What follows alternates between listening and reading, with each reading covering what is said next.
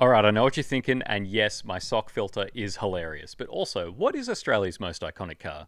Well, despite some people's opinions, it is not the Ford AU Falcon. It would be the 1973 XB Falcon, also known as the last of the V8 Interceptors.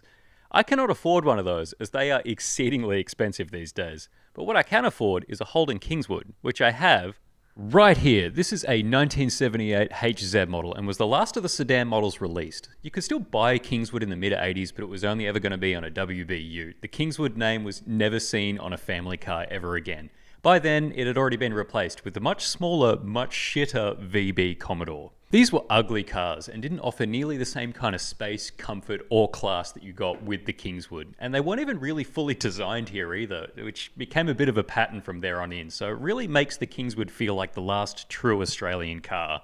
Now, yes, Holden was owned by General Motors, who slowly but surely ran the company into the ground. But this was a car made with minimal foreign parts by a company that was started in South Australia. The slow rot of Holden, as well as the slow death of the car industry in Australia, is another rant that I could go on, but plenty of people have done it, and I just want to show what the pride of Australia looked like in the 1970s.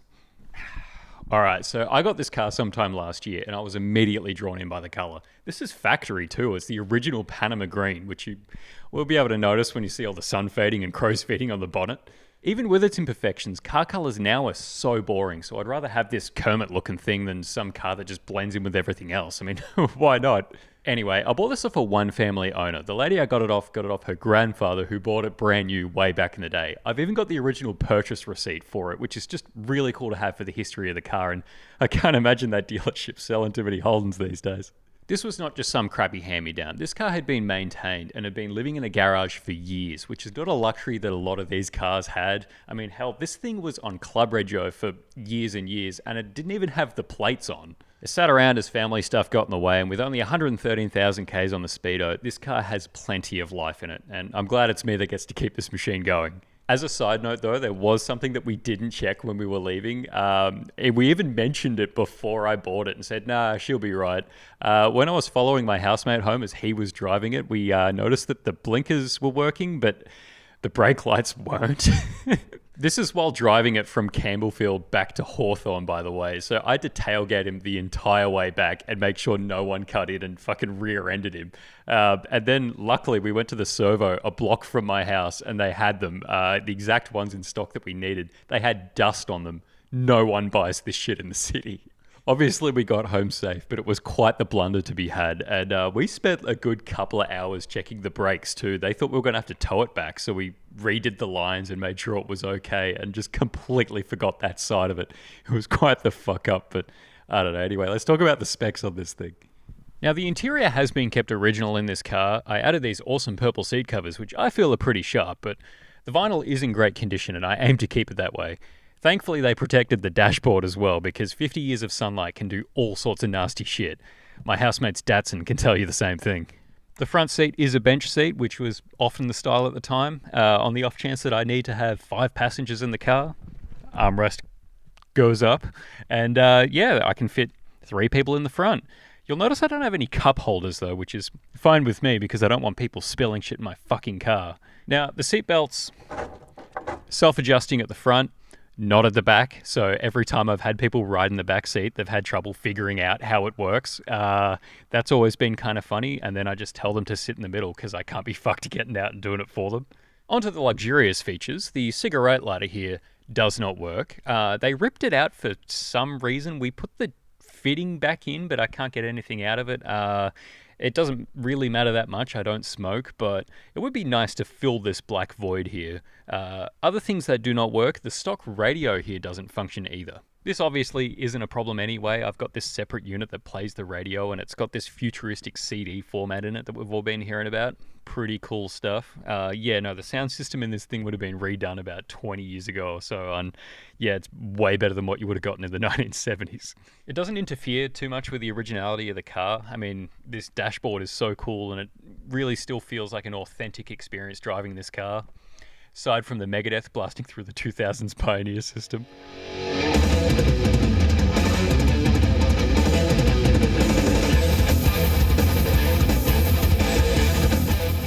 Now, Now, as some of you may be aware, Australia can get pretty damn warm from time to time, and an air conditioner may be handy to have on an especially warm day. This car doesn't have that. Sure, if you were wealthy, you would be able to have one optioned in, but most working class Australians just didn't have access to such a luxury. The next best thing was to turn the fan on and just drive with the windows down. I mean, you could probably get away back then with just cracking a nice cold VB, you know, for a hard-earned thirst. At least I've got a functional heater, which has two settings, on or super on. I mean, it's pretty loud, but in a charming way. Like, I could easily drown that out over some little bastard in the back seat who's, you know, screaming about the music we're listening to. Like, shut the fuck up, little damo. We're listening to Akadaka. When you learn to drive, we can listen to what you want. It's probably something shit like U2 anyway. I mean, one of the cooler parts of Australia, which means that a functioning heater is probably more useful than a cooling system that probably doesn't even work anymore. I mean, I just assume that most of them would be fucked now. Oh yeah, that's the stuff. So the transmissions in these cars are pretty standard for the era. You could get a 3-speed auto, 4-speed manual, or in the case of this car, column shift. Obviously the most popular one these days is going to be the floor shifter, but I actually love the column shift in these. It's super easy to use. I mean, everything's right in front of you, but these weren't really that popular back in the day. A lot of people swapped them out with the floor shift, but I don't know. I think it's pretty charming. They would have been the cheapest to put in, and I'll give you a hint as to how I know why. The Speedo is not a stock one. It's for a police car, because this is a police surplus vehicle. Basically, they over-ordered cars, so Holden just chucked the rest on the market, and now I have a different Speedo. It's probably about 10% out these days, but nah, it's alright. I'm not sure what else is different aside from that. Everything else seems pretty stock, except for the twin exhaust, which wasn't standard on this model of car, but you could get on other Kingswoods. The engine is pretty standard affair though, with this car featuring a 4.2 litre V8. Your other options would have been a straight 6 or a 5 litre V8, the latter of which is much harder to come by these days. This is not a fast car by any means. I mean, if you wanted fast, you'd get a 308 and a Monaro, but it's a comfy ride with plenty of torque.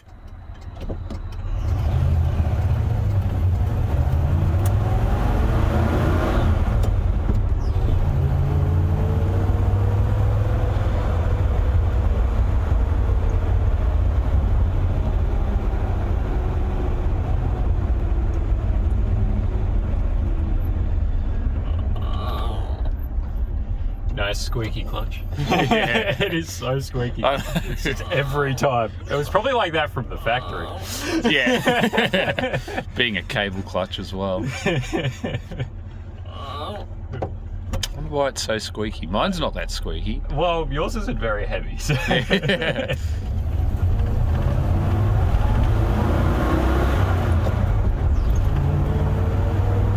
So I reckon, like, safely I'd say first gear maxes out around 50 up to 60 if you're probably on a flat. Yeah. Maybe. Third gear will take you anywhere from 30 k's up to as fast as this car goes, which I'm afraid to see how fast that is. It's probably 200 k's, but in this thing, yeah, no, that's just not going to happen. Commodore. Top speed run on Auburn Road. Top speed run on Auburn Road. Now, given that pretty much 90% of the people who end up watching my videos are Americans, I'll see if I can spot some Pontiac Commodores. I think we passed bunches back there. But these were only ever released out into Japan. The stupid fucking rotary motors, wasn't it? Yes, they were also sold in Thailand, I believe. Or at least some older Holdens were. They might have gone up to Kingswood, and I believe they exported them to South Africa as a Chevrolet. South Africa. As the Chevys. Yeah. Whatever stupid idea GM had at the time. General Motors hated these. They hated Holden. Now, one thing we do know is that the previous owner ripped the power steering unit out of her dad's HQ and put it in this thing, and that's fine, but I did have the high pressure line burst on me. Luckily that's replaced, but it was quite the headache when it happened. Luckily they still make parts for these things, because this car was made with all imperial measurements. Lovely. Oh, and the carburetor in this thing is holding it back too. It could be better. And some of you may be surprised to see the emissions control system is still hooked up in this thing. This really tells you the era that this car is from, as earlier models would not have this system. But another little thing with this car is that it needs leaded fuel, which you can't easily buy anymore, so luckily I have a replacement system hooked up to help with that. The wheels on this thing are apparently a little bit of a weird size these days. I got the 20-year-old tyres replaced with whatever crap I could get ordered in cheap, so that was fine. Apparently the biggest trouble they had was finding someone at the shop who knew how to drive the thing. Can't imagine the mechanic under the shopping centre I worked at gets too many 70s column shifts in. It's true what they say though, driving a manual car is certainly a dying skill. Hell, I hadn't even touched a manual in years before I got this thing, so it was stall city with this heavy clutch. The final little quirk I'll bring up though is the brakes. We've got discs at the front but drums at the back. Why they did discs for just the front is probably Holden cheaping out, but luckily I've got radial tuned suspension. Whatever the fuck that means. This is very, very smooth on the freeway as well. It's a very comfortable ride. You do notice on like a slower road, you'll notice a lot of the bumps, but as soon as you get onto these big open roads, very smooth. Glides over them. Glides smooth. You're on the couch. I am driving the lounge suite. But shockingly, feels very planted on the road, these cars. You can take them pretty fast around corners. They actually handle. Does not like you popping back into first if you're going slightly too fast though. Oh yeah. I get it's more of probably a safety thing to make sure you don't fucking completely spin out and wreck yourself, but there's clearly that line that it just doesn't want you to go back into first. Money shift prevention. Yep.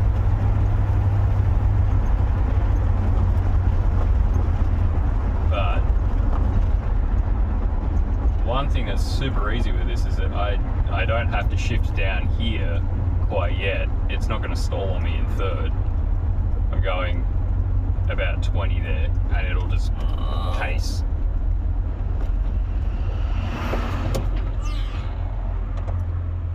And that was up a hill too. Oh yeah. There's definitely a couple of times where I've tried to push it and it's just been, I don't know about that.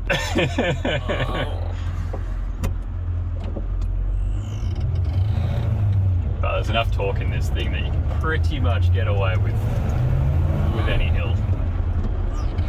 It's not very fast going up hills. It's certainly a slow car compared to, you know, if you got a fucking Monaro or something, you would just be flying. GTS. Yeah. But there's enough behind it that you're not really going to have too many issues.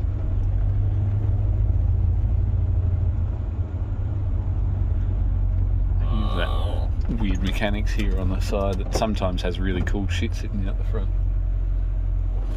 Not today though. No, what do we got? Falcon. Shitty Merc. G6 Falcon. Astra. Little, what do they call them in the UK? Astras, the Vauxhall Astra. Vauxhall.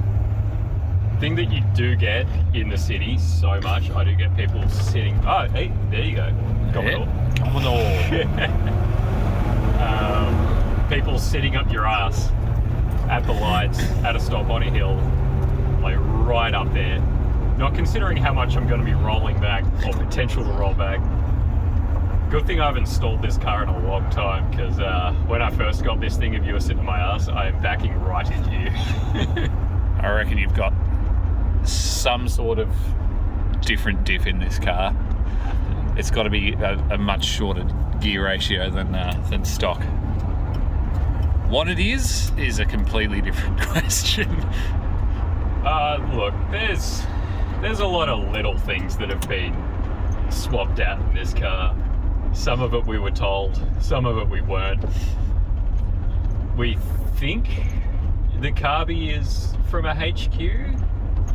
Maybe. Yeah, because it's missing a bunch of vacuum ports for the emissions gear that's fitted to the body of the car. I don't know when they started the emissions control. Might have been the model before these. Also, when I was in America, I only ever saw one rebadged Holden. was a little disappointed. I thought that would be more popular. Because they seem like the kind of sporty car that the Americans would have loved. Not enough cool old cars in the Pacific Northwest. The only Falcon I saw was like a 60s blue station wagon in Canada. Nothing in the US. I don't know where they all went. I guess they all rusted out because that one looked pretty bad. Salt on the roads over there. Oh, yes. Everything rusts. Pretty much no rust damage underneath this. It's all just speckle surface rust on bits and pieces on this car.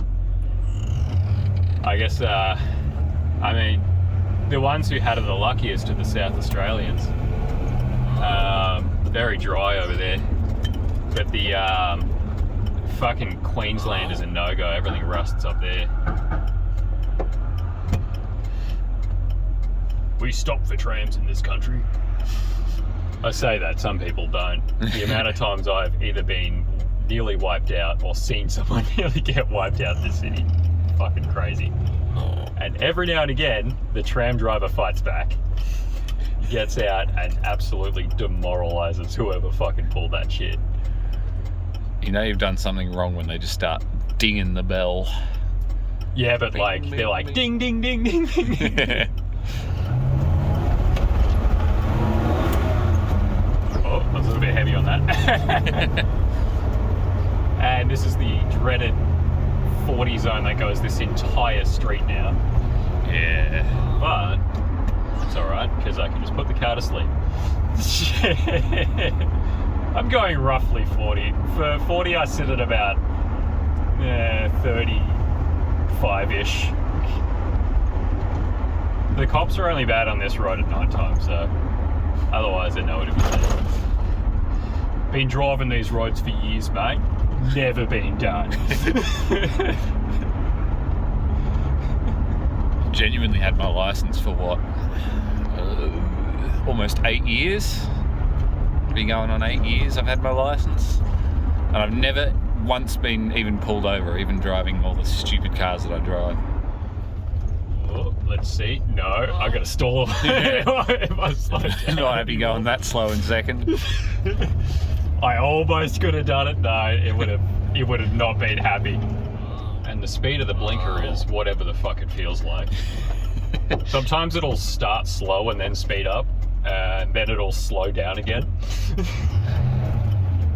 I probably need to take this thing to an auto electrician, to be fair, because the dashboard lights work sometimes. It's more just whenever it feels like. Come on, do it. Constant stream of traffic down Auburn Road. Yep. Oh, thank you very much, sir.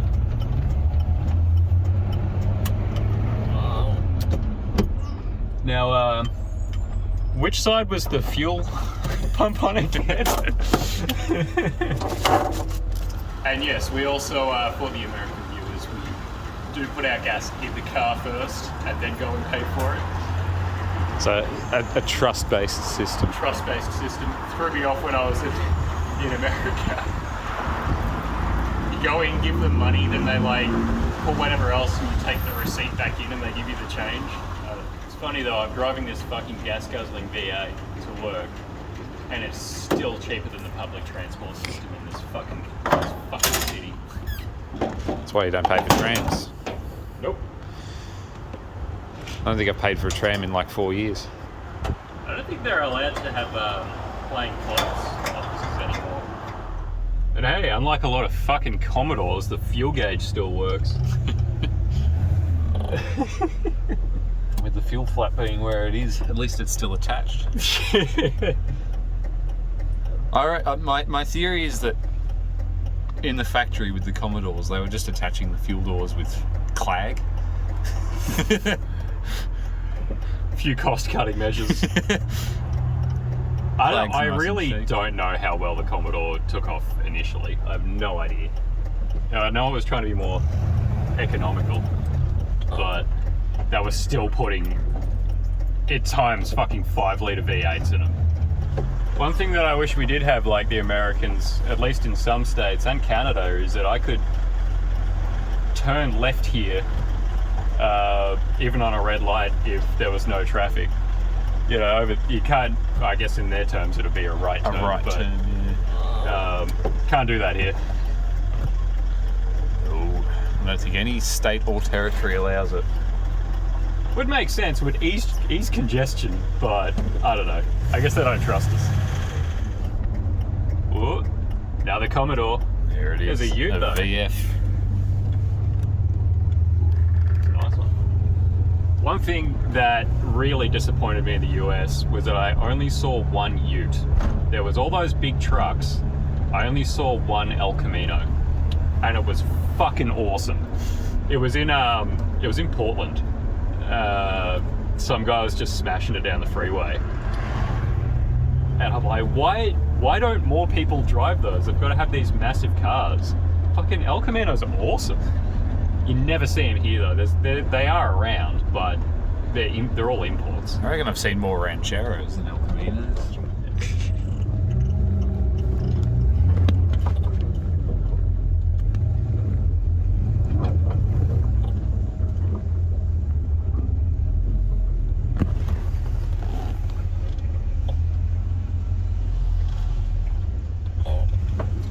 Like a glove. That'll be it. This car is awesome, and it really is a piece of history as to what Australia was in the 1970s. I mean, we weren't some rich country, but we worked really hard to have a culture of our own. And our now long-dead car industry helped us have our own identity. Now, of course, everything has changed, and a lot of what gets imported into the country leaves a lot to be desired, but at least we have these pieces of Australia to remind us where we came from, and hopefully they stay on the road for years to come. Thanks for watching.